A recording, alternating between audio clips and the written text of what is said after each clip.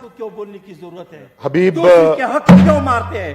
अपने हक की बात कर ले। मैं तो अपने तकरीबन हक की बात कर ले। हबीब जालिब ने खूब कहा था जनाब चेयरमैन साहब, वो कह रहे हैं मोहब्बत नहीं वतन से मुझे, सिखा रहे हैं मोहब्बत मशीन गन से मुझे, मैं बेशऊर हूं कहता नहीं सितम को करम, यही खिताब मिला उनकी अंजुमन से मुझे।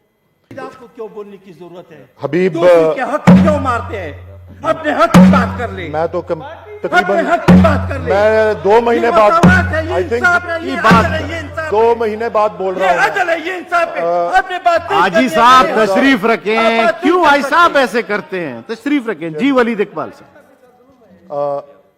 हबीब जालिब ने खूब कहा था जनाब चेयरमैन साहब, वो कह रहे हैं मोहब्बत नहीं वतन से मुझे, सिखा रहे हैं मोहब्बत मशीन गन से मुझे, मैं बेशऊर हूं कहता नहीं सितम को करम, यही खिताब मिला उनकी अंजुमन से मुझे।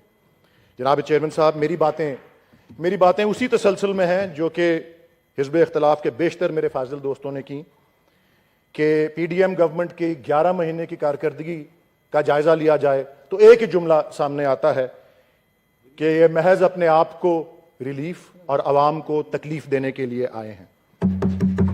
कानून में तरामीम मंजूर करवा के नैब के चंगल से इन्होंने अपने आप को निकाला, प्रोसिक्यूशन के पेच ढीले करके अपने आप को मनी लॉन्ड्रिंग के केसों से आजाद कराया। और ठीक कहा मेरे फाजिल दोस्त जनाब सेनेटर मुश्ताक अहमद खान साहब ने कि गरीब अवाम पर बोझ डालते हैं, खुसूसन इस मिनी बजट से जो इस इंपोर्टेड फाइनेंस मिनिस्टर ने पेश किया, और अशराफिया पर भी बोझ डालो, ये जो उन्होंने मुतालबा किया है। काबीना का साइज 90 को टच कर रहा है। आज सुबह भी जनाब चेयरमैन साहब मैं तैयार हो रहा था तो पट्टियां चल रही थी कि प्राइम मिनिस्टर ऑफिस ने मजीद 7.5 करोड़ रुपए मांगे हैं अपने खर्चे चलाने के लिए, क्योंकि प्राइम मिनिस्टर्स ऑफिस की जरूरियात पूरी नहीं हो रही। वजीर खजाना ने अपनी तकरीर में जीएसटी बढ़ाया 1%, जीएसटी लग्जरी गुड पे 25% कर दिया, मजीद बहुत से टैक्सेस लगा दिए, कीमतें बढ़ा दी गैस की और दीगर, लेकिन एक लफ्ज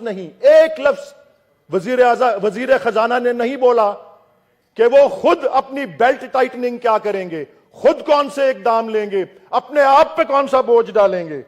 कोई अपनी कुर्बानी देने की कोई बात उस मिनी बजट और उसकी तकरीर में नहीं हुई।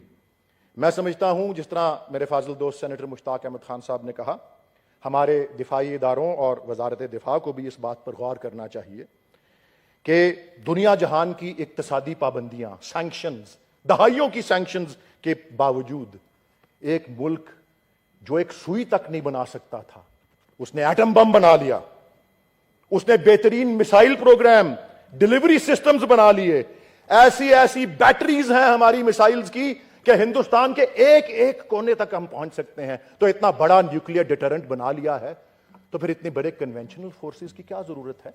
गौर करें इस बात पर, स्केल बैक करें, कट बैक करें, अपना हिस्सा डालें। जनाब चेयरमैन साहब, अवाम को यासो हरमान का सामना है, गम है, मायूसी है।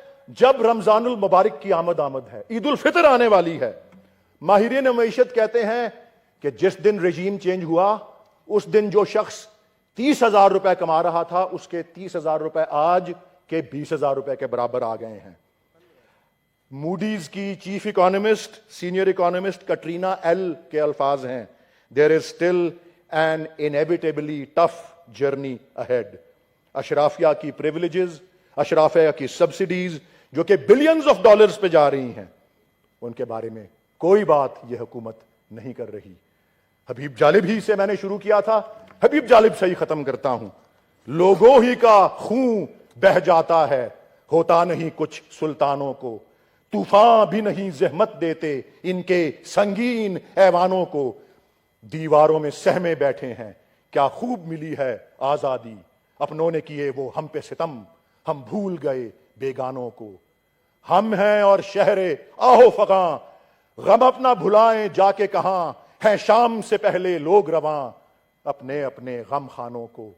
निकले या ना निकले इनकी रजा, बंदूक है इनके हाथों में। सादा थे बुजुर्ग अपने जालिब, घर सौंप गए दरबानों को। Thank you sir. Thank you.